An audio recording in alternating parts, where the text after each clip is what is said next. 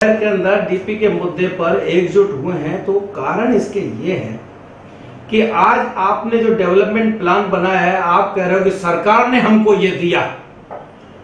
मैं कहता हूं कि सरकार ने नहीं दिया, ये महानगर पालिका का डेवलपमेंट करने का जो नक्शा है, इसको पारित करने का, ऐसा बनाने का जो पावर है 2004 में महानगर पालिका को मिला। स्थायी समिति उल्लासनगर महानगर पालिका ने इस एजेंसी को नियुक्त किया है। हमारे घर का नक्शा हम कैसे बनाते हैं, ये हमको अधिकार है। तो जब हमने एजेंसी को ये काम दिया, तो हम एजेंसी के ऊपर थोड़ी नजर तो रख सकते थे, या ऐसा कहा जाए कि नजर रखी गई पर कुछ दूसरे अंदाज में रखी गई। ग्रीन जोन के प्लाट पूरे येलो कलर नजर आ रहे हैं, 8 जोन हो गए। अहमदाबाद की कंपनी को क्या पड़ी? अब क्योंकि जो डीपी है उसमें एक प्रतिशत है, उसमें फिक्स रखना पड़ता है कि इतना ग्रीन जोन होना ही चाहिए, इतना पब्लिक यूटिलाइज के लिए रिजर्वेशन होना चाहिए। तो उन्होंने क्या किया, जो पहले रिजर्व प्लाट थे उनको क्लियर कट 8 जोन दे दिया, जो अभी भी खाली हैं, लेकिन जहां पब्लिक की बैरकें हैं, ब्लॉक हैं, जहां पर पुरानी दुकानें हैं, मकाने हैं, बाजार हैं, गोदाम में, उन सब के ऊपर वो रिजर्वेशन फेंक दिया। और लोगों के, आपके घर हम तोड़ेंगे थोड़ी, आप बैठे रहो ना। अरे तोड़ेंगे नहीं तो वो कभी अगर नक्शा पास कराने जाएंगे तो आप नक्शा पास करोगे क्या? नहीं करोगे। आप बोलोगे आपका रिजर्वेशन में जा रहा है। आपका वो 1 करोड़ रुपए का मकान या दुकान जो है, जिसके ऊपर आपने रिजर्वेशन की तलवार लटका दी, उसकी वैल्यू 0 हो जाएगी बाजार के अंदर। तो ये आपने सत्यानाश करके शहर का, आप बोलते कि जो है ये डेवलपमेंट प्लान जो है शहर के विकास के लिए। ये लोग शुरू से बोल रहे थे कि शहर के डेवलपमेंट का जो प्लान बना है शहर के विकास के लिए है, लेकिन जैसे जैसे हमारा आंदोलन आगे बढ़ता चला गया, इन्होंने फिर बोलना शुरू किया कि थोड़ी बहुत डेवलपमेंट प्लान के अंदर चेंजेस आएगी, इसके लिए तो हमने प्रस्ताव रखा है पब्लिक के सामने। ये लोग समझते थे कि पब्लिक सोई रहेगी और 24-25 दिन ये पूरे हो जाएंगे और डेवलपमेंट प्लान बिना किसी संशोधन के पास हो जाएगा। इनको पता नहीं था कि 24 दिन के अंदर 30,000 से ज्यादा आपत्तियां दर्ज हो जाएगी। और जब हम कह रहे थे कि हमको आपत्तियां दर्ज कराने का समय बढ़ा करके दिया जाए, तो इन्होंने ये भी नहीं दिया। जबकि पूना के अंदर 2 महीने बढ़ा करके दिए गए, वहां 90 दिन, यहाँ 30 दिन बोला गया, 4-5-6 दिन तो छुट्टियां थी, 24 दिन का हमको समय मिला। 24 दिन में 30,000 आपत्तियां, और वो भी इतने लोग आक्रोशित, वो कह रहे थे कि हमको समय बढ़ा के दो तो हम अपनी आपत्तियां और डालते हैं।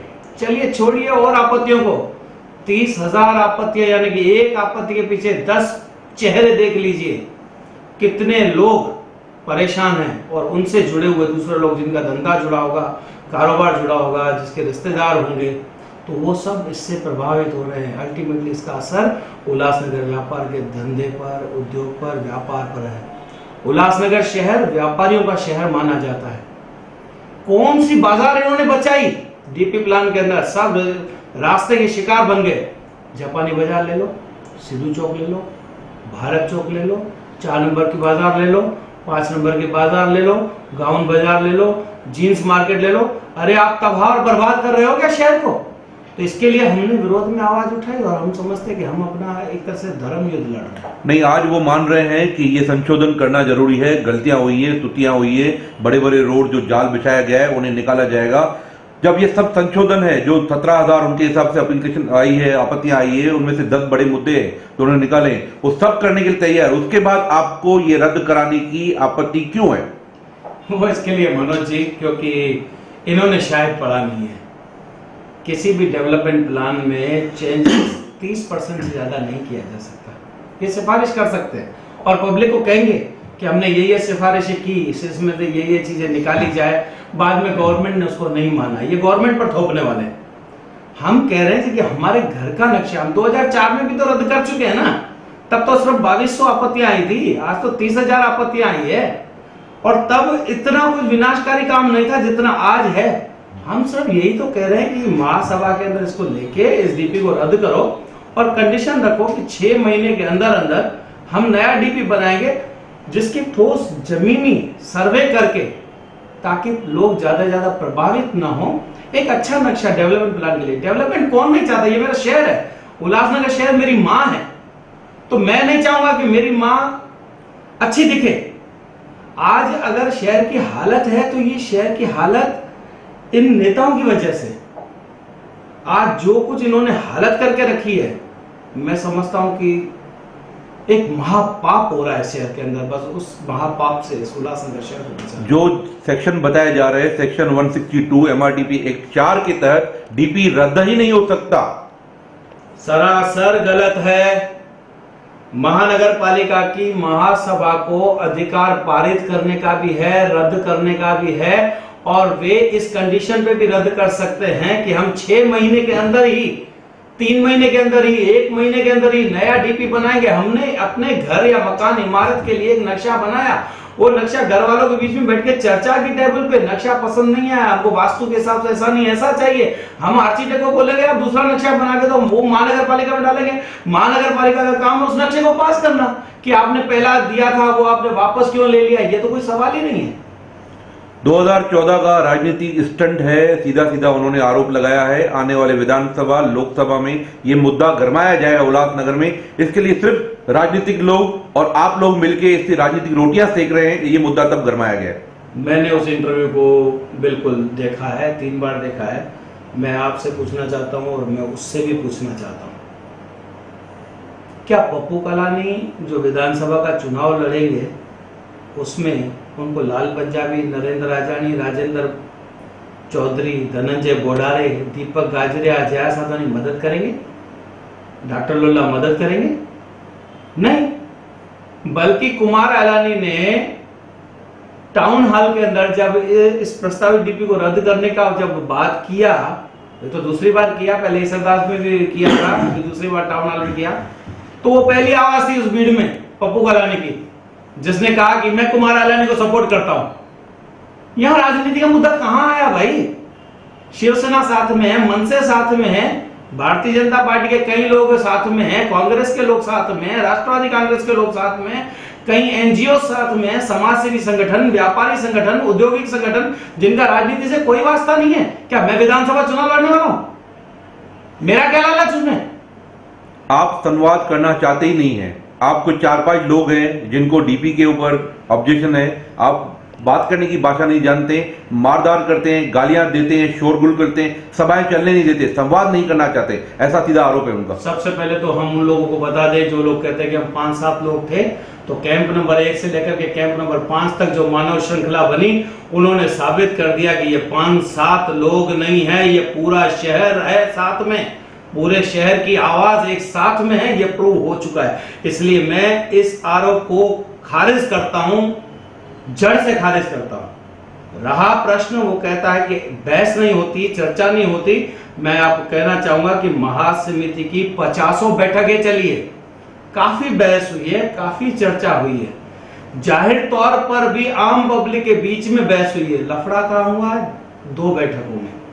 वो कहां हुआ? दोनों में, जहां जीवन इदनानी थे। पप्पू जी तो बहुतों में थे मीटिंग में, नरेंद्र भी साथ में थे, दीपक गाजरिया भी साथ में थे, मनसे के लोग भी साथ में थे, शिवसेना भी साथ में थे, बीजेपी के उपमहापौर जमनू पुरस्वानी साथ में थे, रामचारी। दूसरों के साथ लफड़ा क्यों नहीं होता है? लफड़ा खाली जीवन इदनानी के साथ क्यों होता है? और मैं आपको याद दिला दूं कि 4 नंबर में जो ईसरदास हॉल के अंदर सभा हुई थी, जहां जीवन इदनानी की पिटाई हुई थी, जब जीवन इदनानी ने पूरा बात किया, सब लोग ध्यान से सुन रहे थे ना। जब नरेंद्र राजानी ने बात करना शुरू की तो उनका माइक छीनने की क्या जरूरत थी? अरे आप अपनी बात कह रहे हो, हमारी भी तो सुनो ना। लफड़ा वहां हुआ, पप्पू जी ने बोला माइक काय को छीन रहा है। इस पर पे उन्होंने अपशब्द पप्पू जी को कहे, इसलिए पप्पू जी ने उनको उनकी ठुकाई कर दी। और यही कारण है कि वहां बैठी हुई पब्लिक ने तालियां बजा करके उसका स्वागत किया। मैं हमेशा राजनीति के अंदर इन चीजों को महत्व नहीं देता हूं और ऐसी चीजें ना हो इस बात का पक्षधर हूं। कहीं तो राजनीति साफ स्वच्छ होनी चाहिए। लेकिन मैं आपको बता दूं कि टाउन हॉल के अंदर भी आयुक्त महोदय ने कहा था कि आधा घंटा मैं बोलूंगा, उसके बाद मैं आपकी सुनूंगा। आधे घंटे की जगह पे हम लोगों ने 1.25 घंटा सुना है, और भी बोलते तो हम सुनते थे। जीवन के विवाद उठने से पहले और विवाद खत्म होने के बाद भी आयुक्त को हम लोग सुन रहे थे। अरे अन्याय तो हमारे साथ हुआ है, वहां भी नहीं सुनी गई, यहां भी नहीं सुनी गई, और आयुक्त साहब उठ करके चले गए। अब बताओ, जीवन इदनानी के लिए हम जो कह रहे थे नीचे उतरो, वैसे मेरे जैसा आदमी नहीं बोलता था।